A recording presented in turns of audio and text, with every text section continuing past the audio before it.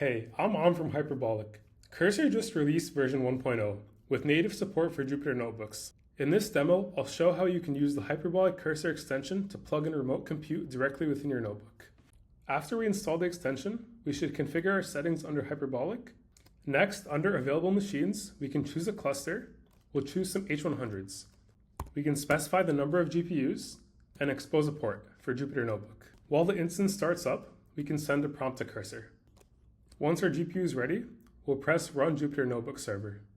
Once the server is ready, we can copy the public URL, select kernel, existing Jupyter server, enter the URL, and connect to the kernel. And now we can run NVIDIA SMI to verify that we're using the H100s. And now we're going to showcase some matrix multiplication. First, we'll install our dependencies. And after running our cell, we can now see the output. And we can see that with our H100, PyTorch compiled 123 times faster than NumPy.